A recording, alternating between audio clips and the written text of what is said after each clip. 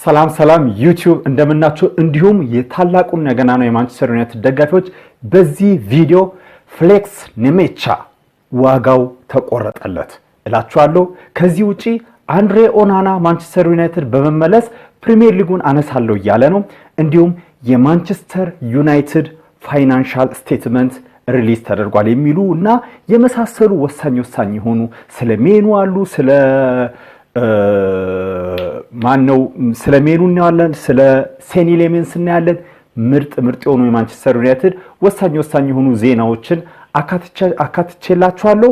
ወደ መጀመሪያው ስጋባላችሁ እንደምትመለከቱት እንግዲህ በዚህ በፒክቸሩ ላይ ኦሊ ገነር ሶልሻየር ዛሬ 53 ዓመቱን ይዟል። እንግዲህ በዚህ ለመጀመሪያ ያሰብኩት ምንድነው ኦሊ እንግዲህ እንደሚታወቀው የማንቸስተር ዩናይትድ ሌጀንድ የሆነ ተጫዋች ነው። ሃፒ በርዝዴይ ልንለው ይገባል እላለሁ። እንግዲህ ታስታውሳላችሁ 1999 ትሪብል ስናነሳ እንደዚህ እንግዲህ ድንቅ የነበረ ተጫዋቻችን ነው ማለት ነው ኦሊ። ወደ ቀጣዩ ዜና ስጋባላችሁ እንግዲህ አንድሬ ኦናና ምን እያለ ነው?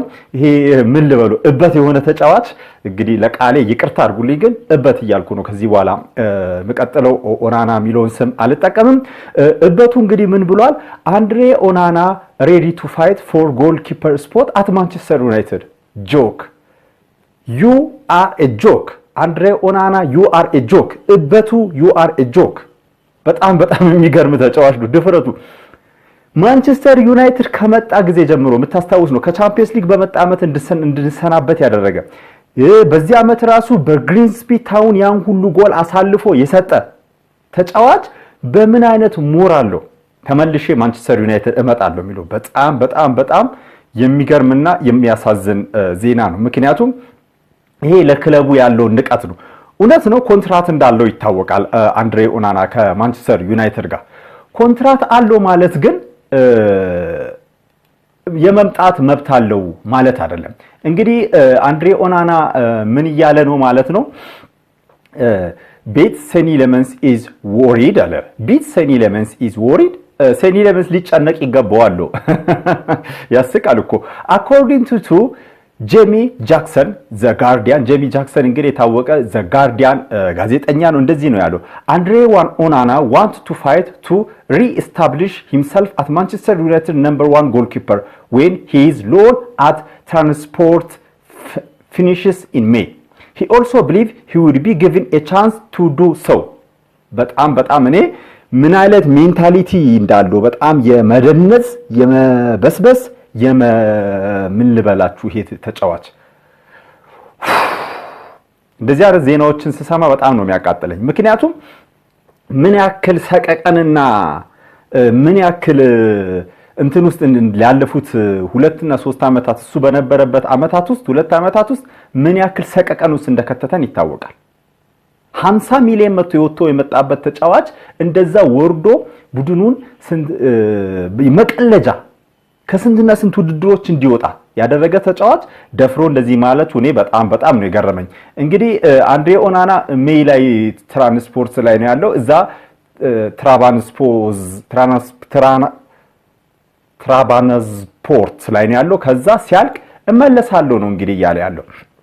እንግዲህ ፋብሪዚዮ ሮማኖ እንደዘገበው አንድሬ ኦናና ሾውስ ላቭ ቱ ሴኒ ሌመንስ ሂ ላይክ ሂዝ ፒክቸር ዊዝ ዘ ማን ኦፍ ዘ ማች አዋርድ ኦን ኢንስታግራም ላይ እንግዲህ እንደዚህ ላይ የምታዩት እንግዲህ ፋብሪዚዮ ሮማኖ የዘገበው ነው። ኢንስታግራም ላይ ሄዶ ከዚህ ከስር ላይ እንደምታዩት አንድሬ ኦናና የሴኒ ሌመንስን ማን ኦፍ ዘ ማች ከኤቨርተን ጋር በነበረው ጨዋታ ላይ ማን ኦፍ ዘ ማች ተብሎ እንደተመረጠ ይታወቃል። ሴኒ ሌመንስ እዛ ላይ ሄዶ ምንድነው ላይክ አድርጎታል እየተባለ ተብሎ እንግዲህ እየተዘገበ ነው። በጣም ደፋር የሆነ ተጫዋች ነው። በጣም ደፋር ምን ቀጣይ ዓመትም አስቀምጣለሁ ለማለት ነው። በጣም እኔ እያሳዘነኝ ነው። እንደዚህ ካለን አይቀር ስለ እበቱ ይሄ በቀዋል። ከዚህ በላይ ብዙ አላወራለትም። ከሴኒ ሌመንስ እስቲ አንዳንድ የሴኒ ሌመንስን ስታቶች እንመልከት።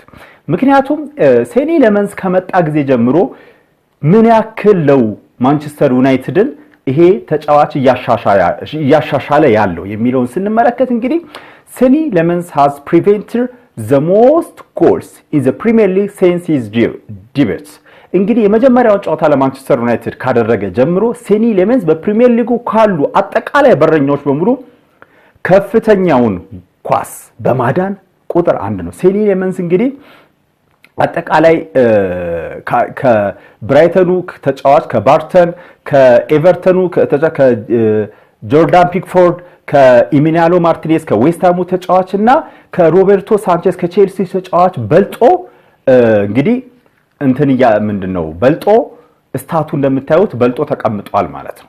ይሄን ያደረገው እንግዲህ በዚህ በአጭር ጊዜ ውስጥ ከቤልጂየም ሊግ በመምጣት ይሄን ማድረግ በጣም ስታቱን እዚህ ላይ እንደምትመለከቱት ነው። በጣም አስደናቂ የሆነ እንቅስቃሴ ያደረገ ነው ማለት ነው ሴኒ ሌመንስ። እንግዲህ ሴኒ ሌመንስ አንድ ነገር በጣም አስቂኝና በጣም ልብ የሚያሞቅ ነገር ሲያደርግ ታይቷል። ማንቸስተር ዩናይትድ ፒፕል ፐርሰን ላይ ገብታችሁ ቼክ ማድረግ ትችላላችሁ። እነሱን ፖስት አድርጋሉ። ከነሱ ነው ሐሳብ የወሰድኩት። ምንድነው ሴኒ ሌመንስ was spotted repeatedly kissing the MUFC the Manchester United badge before the ከኤቨርተኑ ጨዋታ በፊት እንግዲህ ደጋግሞ የማንቸስተር ዩናይትድን ባጅ ታናል ላይ ወደ ሜዳው ሲገቡ ሲስም ታይቶ ይሄ ደግሞ በደጋፊዎች በጣም ተወዶለታል ማለት ነው። ይሄን ሲያደርግ እንግዲህ ደጋፊዎች በጣም ወዶ ቪዲዮን ብታዩት በጣም ደስ የሚል ድባብ ያለው ነገር ነው። እንግዲህ ሴኒ ሌመንስ እንግዲህ በኤቨርተኑ ጨዋታ ማን ኦፍ ዘ ማች ሆኖ እንደወጣ ቀደም ብያቸዋለሁ። በዚህ ጨዋታ እንግዲህ ማን ኦፍ ዘ ማች ነው፣ ክሊን ሺት ጠብቆ ነው የወጣው። 4 ወሳኝ የሆኑ ሴቮች አድርጓል። 0.8 ጎል ፕሪቬንት አድርጓል። ኦልሞስት 1 ጎል የሚሆን ሊሞላ ያለ ጎል ፕሪቬንት አድርጓል። 11 ሪከቨሪ አድርጓል። 4 ፓንች አድርጓል። በጣም የሚገርም ነው። መጨረሻ ላይ ምን ያክል የኮርና ጫና ማንቸስተር ዩናይትድ ላይ በዛ ጨዋታ እንደተደረገና ምን ያክል መከላከል ላይ ቡድኑን ሲያግዝ እንደነበረ አይታችኋል። እንግዲህ ሴኒ ሌመንስን እናንተ እስቲ ሬት አድርጉ ብትባሉ ከ10 ምን ያክል ሬት ታደርጋሉት? ሬት ሴኒ ሌመንስ among the best goalkeepers in the Premier League በፕሪሚየር ሊጉ ካሉ ጎልኪፐሮች አንፃር ስታዩትና አጠቃላይ ያለውን ሁኔታ ስታዩት ስንተኛ ደረጃ ላይ ታስቀምጡታላችሁ የሚለውን እስቲ ልጠይቃችሁ ፈልጋለሁ። ከሱ የሚበልጡ በረኞች ካሉ ከለከለ ከሱ ይበልጣሉ። እሱ አንደኛ ነው። ምሳሌ የአርሰናል በረኛ እሱ የሚበልጥ ከሆነ የሊቨርፑል በረኛ እሱ ይበልጥ ከሆነ ስማቸውን እየጠቀሳችሁ ቦርደር አስቀምጡልኝ። ሐሳባችሁን በዚህ መንገድ ሼር እንድታረጉኝ ፈልጋለሁ። ከዛ ውጪ እንግዲህ ወደ ካሪክ መግባት አለበት። ካሪክ እንግዲህ እኔ ስለ ካሪክ መናገር ይከብደኛል። እያደረገ ያለው ነገር ማጂክ የሆነ ነገር ነው። ምክንያቱም ካሪክ የመጣው ቋሚ አሰልጣኝ ሆኖ አይደለም፣ ጊዜያዊ አሰልጣኝ ሆኖ የመጣ ጊዜያዊ አሰልጣኝ ሆኖ የመጣ ሰው ማድረግ ያለበትን ነገር እያደረገ ነው። በቃ ዋና ቋሚ አሰልጣኝ ቢሆን ቡድኑን ለወደፊት ስለመገንባት ኳስ ይዞ ስለመጫወት እድገት እያሳየ መምጣት ምናምን ብዙ ነገር ይወራል። አሁን ግን እሱ የመጣው ጊዜያዊ ውጤት ለማምጣት ነው። ውጤት እያስመዘገበ ነው። እንግዲህ እንደምታዩት ይሄ እንግዲህ ፕሪሚየር ሊግ ቶፕ 6 ላይ ማንቸስተር ዩናይትድን 4ኛ ላይ አስቀምጦታል። አሞሪን በነበረበት ሰዓት ላይ ትዝ የሚላችሁ ከሆነ 5 እንመጣለን፣ 6 እንመጣለን፣ 7 ከዛ 8 ከዛ 6 በቃ ቶፕ 4 ላይ መሄድ ከብዶን፣ አሁን ግን በተከታታይ ሳምንታት 4ኛ ሆነን እየተጓዝን ነን። ይሄ ደግሞ ትልቅ እንትን ነው። እንግዲህ ከኋላችን ከሚከተሉን ከሊቨርፑል እና ከቼልሲ በ3 ነጥብ ከፍ ብለን ተቀምጠናል። ከፊታችን ካለው ካስቶን ቪላ ደግሞ ከ3 ነጥብ ዝቅ ብለን ተቀምጠናል። ይሄ እንግዲህ በቅርብ ሳምንታት በፊት አስቶን ቪላ ለፕሪሚየር ሊጉ ዋንጫ ይወዳደራል የሚባል ቡድን ላይ እየደረሰን እንደሆነ ነው እንግዲህ ግባለት እያለ ነው ካሪካችን ለናል። እንግዲህ ይሄ አሰልጣኝ ከመጣ ጊዜ ጀምሮ ፋብሪዞ ሮማኖ እንደዘገበው ይሄ አሰልጣኝ ማይክል ካሪክ ከመጣ ጊዜ ጀምሮ ማንቸስተር ዩናይትድ አር the longest active unbeaten strike in the Premier League ይላል። እንግዲህ ማንቸስተር ዩናይትድ በፕሪሚየር ሊጉ ተከታታይ ጨዋታዎችን በማሸነፍ አንደኛ ደረጃ ላይ ተቀምጧሉ እያለ ነው። እንግዲህ 10 ጨዋታ ማንቸስተር ዩናይትድ አልተሸነፈም። እንግዲህ እዚህ ጋር እንደምትመለከቱት ማንቸስተር ዩናይትድ keep 2 clean sheet in the 20 games under Ruben Amorim this season ማንቸስተር ዩናይትድ በሩበን አሞሪም እንግዲህ 20 ፕሪሚየር ሊግ ጨዋታዎችን ሲያደርግ ከ20 ውስጥ 2 ክሊን ሺት ብቻ ነው ጠብቆ የወጣው። they have had 3 clean sheets in 6 games under Michael Carrick በካሪክ ግን በ6 ጨዋታዎች 3 ክሊን ሺት መጠበቅ ችሏል ይሄ ቡድን። ይሄ ደግሞ ትልቅ ትልቅ የሆነ ስታት ነው ምክንያቱም ቡድኑን ምን ያክል ዲፌንሲቭሊ እንዳሻሻለው ማሳያ ስለሆነ ማለት ነው በቴና ጊዜ በአሞሪን ጊዜ ተዝምላችሁ ከሆነ ማንቸስተር ዩናይትድ ጎል በመፍጠር ቻንሶችን በመፍጠር በፕሪሚየር ሊጉ ቶፕ ደረጃ ነበር ጎልን በማግባት ግን የሚገቡበት ጎል ኦልሞስት ከሚያገባው ጋር የተመጣጠነ የሆነ ብዙ ጨዋታዎችን ለማሸነፍ ሲቸገር አይተናል አሁን ግን ካሪክ ምንድነው ያደረገው ፍለፊት ላይ ክሬቲቭ የሆነ ተጫዋቾች እንዳሉ ይታወቃል ኢምቤሞ አለ ኩኛ አለ አማድ አለ ብሩኖ አለ ኮቢ ራሱ በጣም ፈጣሪ ተጫዋች ነው ሼሽኮ አለ እነዚህ ኳስ መፍጠርና መጨረስ የሚችሉ ናቸው ኳላ ግን ዲሲፕሊንድ አርጎ ቡድኑን እያራመደው ይገኛል ይሄ ደግሞ ትልቅ ነገር ነው ምክንያቱም ለመሰላችሁ አንድ ቡድን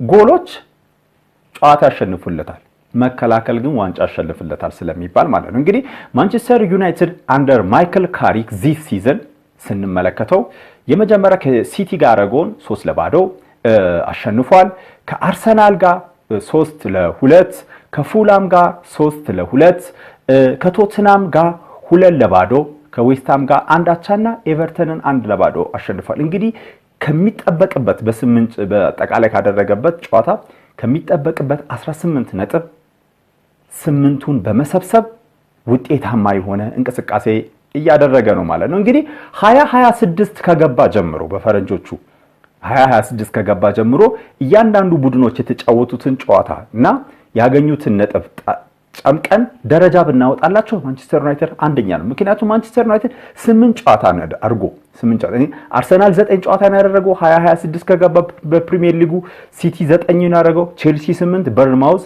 8 ከዚህ ውስጥ ስታዩ ማንቸስተር ዩናይትድ 18 ነጥብ ያሳካ ቡድን ነው አጠቃላይ ካሉት 18 ነጥብ አሳክቷል በ8 ጨዋታ ማለት ነው አርሰናል 16 ሲቲ 16 ቼልሲ 15 በርንማውዝ 15 አሳክቷል ማለት ነው ይሄ ትልቅ ክሬዲት ለማይክል ካሪክ የሚያሰጠው ነው ማለት ነው በጣም ትልቅ ውጤት ነው ይሄ አንድ ቡድንን ቶፕ ፎር መፎካከር እንዲችል ሊያደርገው የሚችለው እንግዲህ እነዚህ ናቸው አሁን ለምሳሌ አምቢትን ሳይሸነፍ ይሄ ቡድን የተጓዘበት ምንድነው ኒውካስልን ማሸነፍ ችሏል ከወልቭስ ጋር አቻወጥቷል ከሊድስ ጋር አቻወጥቷል ከበርንሌ ጋር አቻወጥቷል ሲቲ አሸንፏል አርሰናልን አሸንፏል ፉላምን አሸንፏል ቶትናምን አሸንፏል ዌስትሃም ጋር አቻወጥቷል ከኤቨርተን ጋር ኤቨርተንን ደግሞ አሸንፏል ለዚህ ካለፉት 10 ጨዋታዎች ማንቸስተር ዩናይትድ 4 አቻ ሲወጣ 6 ጨዋታ ማሸነፍ ችሏል ማለት ነው ይሄ ትልቅ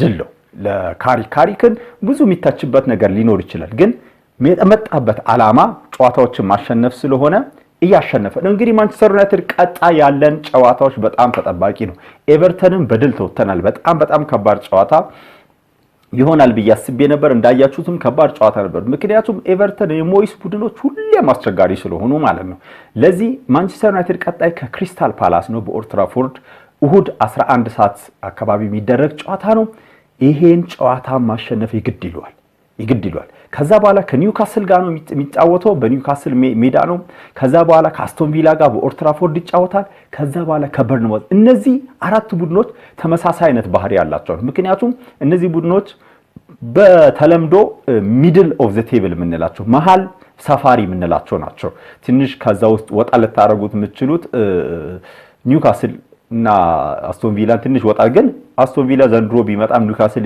በቅርብ አመታቶች እየጠነከረ ቢመጣም ሚድል ቴብል የሚባሉ ቡድኖች ናቸው ማንቸስተር ደግሞ እንደዚህ አይነት ቡድኖች በጣም ሲፈትኑት በቅርብ አመታት በቴናግ ዘመን በኦሊ ዘመን በአሞሪን ዘመን እየተመለከትን ለዚህ እነዚህ 4 ጨዋታዎች በጣም ከባድ ናቸው እስቲ እናንተስ ከነዚህ 4 ጨዋታዎች ወይም ከሚጠበቁት 12 ነጥቦች ማንቸስተር ዩናይትድ ስንቱን ያገኛል ብላችሁ ታስባላችሁ እኔ ከነዚህ 12 ጨዋታዎች 4 ጨዋታዎች 3ቱን በማሸነፍ አንድ አቻ በመውጣት 10 ነጥብ ያሳካል የሚል ግምት አለኝ እናንተ እስቲ የገባችሁ ኮሜንት ላይ ሐሳባችሁን አስቀምጡልኝ ማለት ነው እንግዲህ ማንቸስተር ዩናይትድ አሁን ያለበት ሁኔታ በጣም ጥሩ እየሆነ ነው ይሄ ጥሩ መሆኑ ደግሞ ተጫዋቾች እየተንቀሳቀሱ ያሉበት ሁኔታ እየተመለከትን ነው ወደ ኮቢ ሜኑ እስቲ እንምጣ ኮቢ ሜኑ እንግዲህ ዛሬ በጣም የወጣ አዲስ ትኩስ መረጃ ነው ይሄ ማንቸስተር ዩናይትድ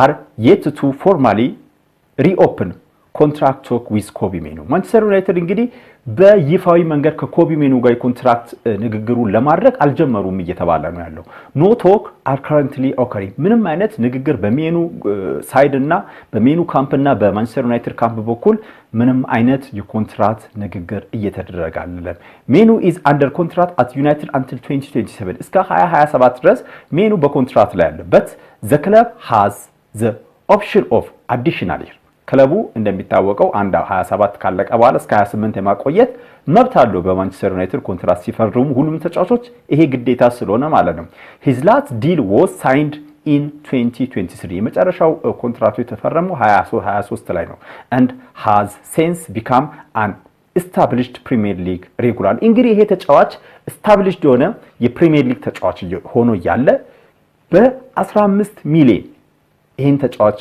ማጫወት በጣም ግፍና የሆነ ነገር ነው ሜኑን የሚያክል ተጫዋች አሁን ሜኑ ለሌላ ክለብ ለፎረስት ለኒውካስል ለሆነ ቡድን የሚጫወት ቢሆን ዓለም ላይ ያለው ማድሪድ ብትል ባርሴሎና ብትል ሲቲ ብትል አርሰናል ብትል ራሱ ማንቸስተር ብትል ሁሉም የሚፈልጉት አይነት ሚድፊልደር እንደሚሆን ግልጽ ነው ግን በማንቸስተር ዩናይትድ በእጅ ያለው ወርቅ እንደምን ታየ እንደሚባለው ነገር ነው እየሆነ ያለው ይሄ ልጅ ኮንትራክት ሊሰጡት ይገባል ተገቢ አይደለም ቢያንስ ከ120 እስከ 150 እሱ 200 እየጠየቀ ነው የሚባል ወሬ ነበረ ቀደም ብሎ በሲወራ የነበረው ግን ከ120 እስከ 150 አሁን በሚያሳየው አቋም ይገባዋል ባይነኝ እኔ በጣም ትልቅ ነገር ነው ምክንያቱም ተጫዋቾች ያገለገሉ ቁጭ ያሉ ቤንች ላይ ራሱ ከሱ በላይ ያገኙ ስለሆነ እንግዲህ ኮቢ ሜኑ በጣም የሚያዝናና ነገር አንድ ነገር ፖስት አድርጎ ነበር ኢንስታግራም ላይ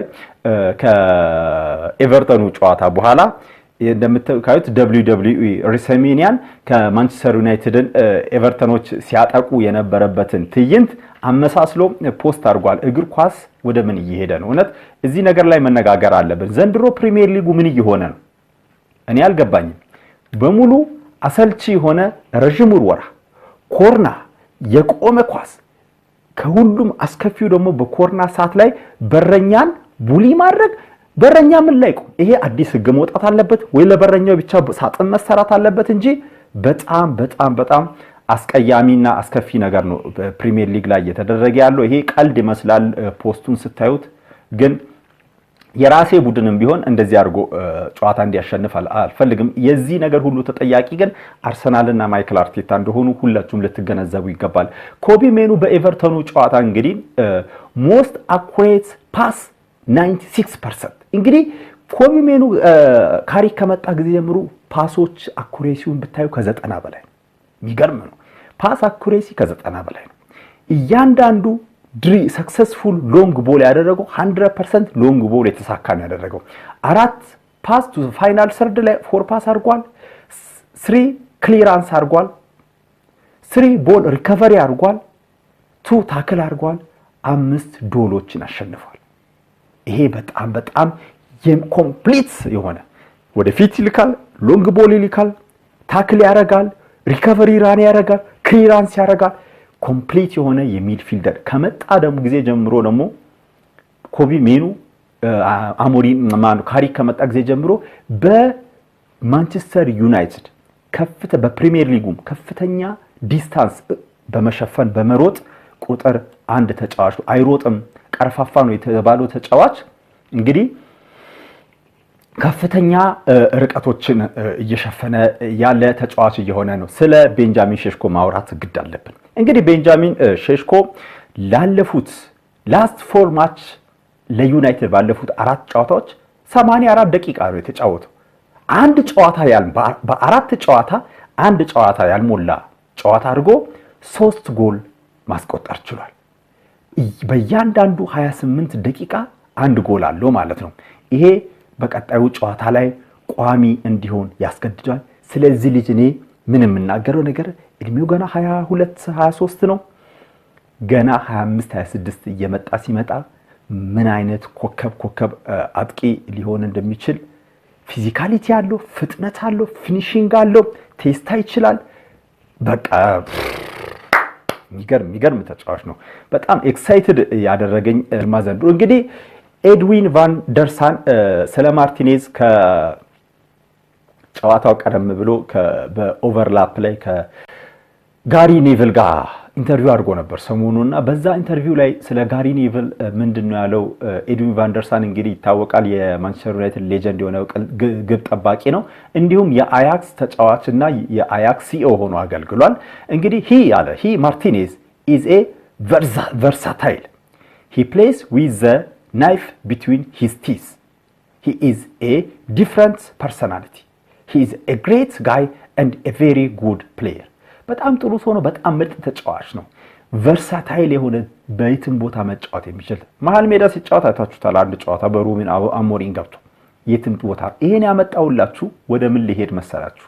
አሁን እንግዲህ በጣም አስደንጋጭና ልብ ሰባሪ ዜና ወጥቷል ማለት ነው። ይሄ አስደንጋጭና ልብ ሰባሪ ዜና ምን እያለ ነው? ባርሴሎና believe Lisandro Martinez would be open to move to Barcelona this summer. The club feel Manchester United could be willing to sell with the defender nearing the final year of his deal. እንግዲህ ባርሴሎናዎች ማርቲኔዝን ለማግኘት በጣም ፍላጎት እንዳላቸውና እንዲሁም ማንቸስተር ዩናይትድ ሊሳንድሮ ማርቲኔዝን ለመሸጥ በጣም ፍቃደኛ እንደሆነ እየተናገሩ ነው። በጣም አስቀያሚ፣ አጸያፊ፣ አስነዋሪ የብልግና ስራ ማንቸስተር ዩናይትድ ይሄን ሸጠ ማለት ይሄን ነው የሚያደርገው። አጸያፊ የሆነ ስራ እንዴት ማርቲኔዝ እናቃለን ጉዳት ያጠቋል፣ ግን ማርቲኔዝ ባለበት ጊዜ በሙሉ ምን ያክል እንደሚያገለግል ቡድኑ ግልጽና ግልጽ ነው። ምክንያቱም ሉክሾን ያልሸጡ ኢንጁሪ ፕሮን የነበረው ሉክሾን ሁሉ አመት ታግሶ ማርቲኔዝ ላይ የመጨከን ነገራቸው ማርቲኔዝን የሚሸጡ ከሆነ እኔ በጣም ልቤ የሚሰበረው እዛ ላይም በጣም ትልቅ ተቃውሞ ነው የሚገጥማቸው ብዬ አስባለሁ። እንግዲህ ቺዶ ኦቢ ላለፉት 3 ጨዋታዎች 6 ጎል ማስቆጠር ችሏል። እንግዲህ በአንደር 18 ከሲቲ ጋር 1 ጎል አስቆጥሯል። ከኦክስፎርድ ዩናይትድ ጋር 1 ጎል አስቆጥሯል። ከሌስተር ሲቲ 21 ጋር ደግሞ 4 ጎል አስቆጥሯል ማለት ነው። ይሄ ልጅ እያደገ የመጣ ነው። እንግዲህ በቅርብ ዓመታት ውስጥ ወደ ዋናው ቡድን እንደሚቀላቀልና ወደ ቋሚነት እንደሚመጣ በጣም ታለንትድ የሆነ ተጫዋቻችን ነው።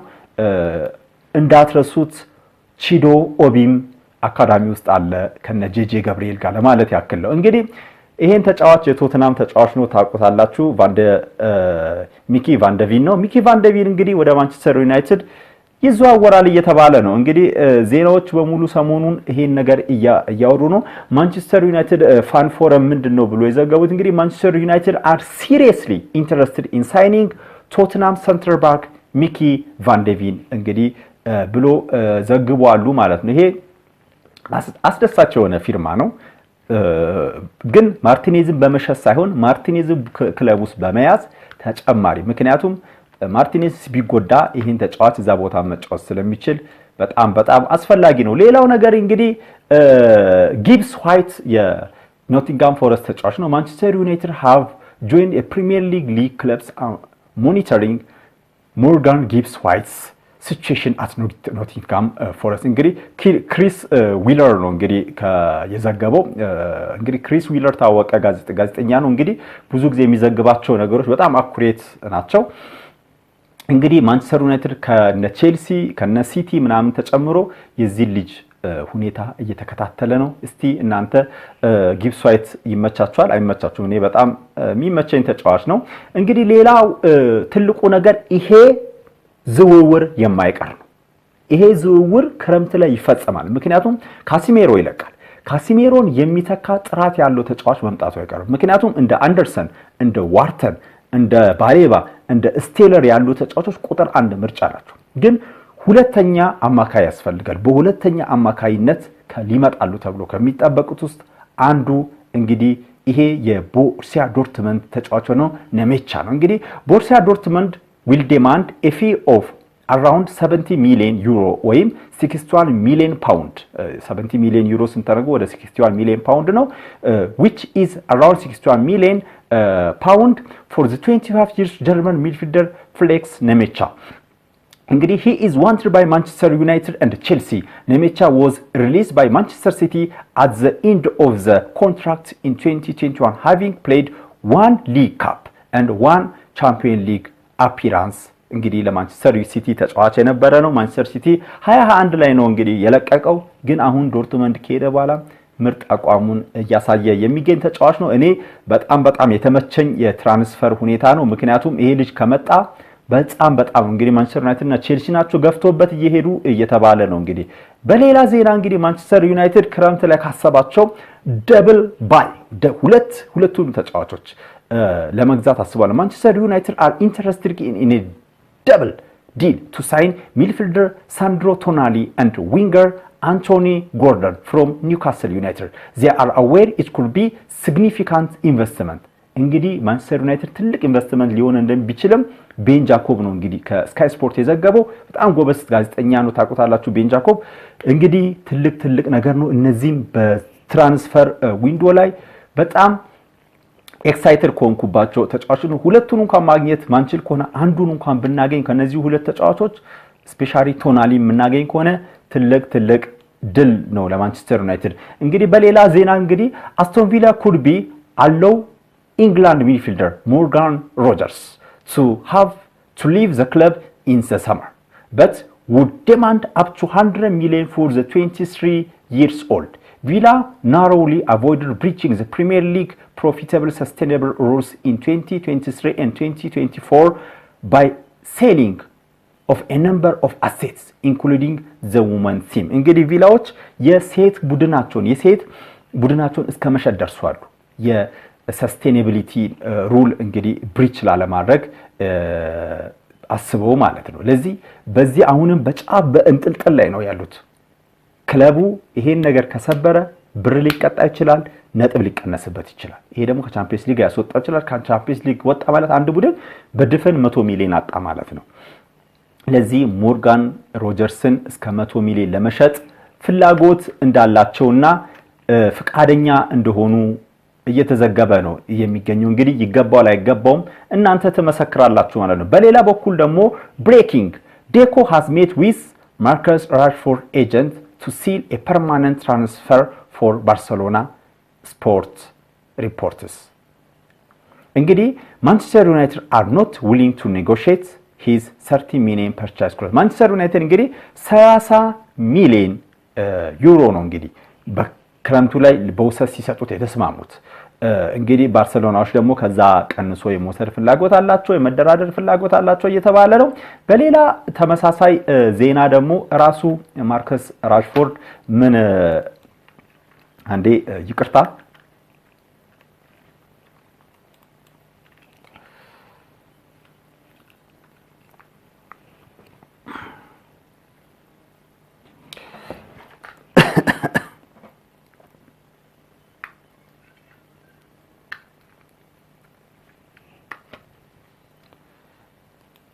በሌላ ተመሳሳይ ዜና ደግሞ Marcus Rashford is happy in Barcelona and has no desire to return to Manchester United. However, he wants a more prominent role in the starting 11. እንግዲህ በባርሴሎና ቤት በጣም ወሳኝ የሆነ የእንትን ይፈልጋል ቋሚ አስተላለፉ 11 ውስጥ የመግባት ውል ይፈልጋል ወደ ማንቸስተር ዩናይትድ ግን መመለስ አይፈልግም እየተባለ ነው እዛው ገደል ግባ እኛም አንፈልግህም you are shit ብየዋለሁ shit ይሄዱና ያ ጋርናቾን ይሄድና ቤንች ያሞቃል ይሄንም ይዩት እዛ ሄዶ ማንቸስተር ዩናይትድ በየቀኑ የሚሰለፈው እዛ ሶስተኛ ተመራጭ ነው ከማን ነው ሶስቱ ተጫዋቾች የባርሴሎና ፊት ለሚሰለፉ ካሉ እሱ አራተኛ ተመራጭ ነው የሚሆነው እዛ ሄዶ ቤንች ያሞቃሉ እዚህ ማንቸስተር ላይ ሲሆን እቾን ይካፈታሉ ክፍታፍ የሆነ ተጫዋቾች ናቸው የተሰበሰቡት ሲያስጠሉ እንግዲህ ትልቅ ዜና የወጣው ምንድነው Manchester United announced an operating profit of 32.6 million around 33 million in the second quarter result comparing to 3.6 million loss in the same period last year report Daily Mail ፋቢዞ ሮማኖ እንደዘገበ ያክል አሁን እኮ ያለ ያለው እና አርሰናል ከሚያገኙት ኦልሞስት ደብል አትርፈናል ይያለ ነው በዚህ 6 ወር ውስጥ እና አርሰናል ካተረፉት ደብል አትርፈናል ይያሉ እኔ አይመስልኝም በጣም ፕሮፓጋንዳና እንትን ያለበት ነው እስካሁን ስለተከታተላችሁኝ አመሰግናለሁ እኔ ሐዋሪያው ነበርኩ የማንቸስተር ዩናይትድ ታማኝ ደጋፊ ባይ ዩቲዩብ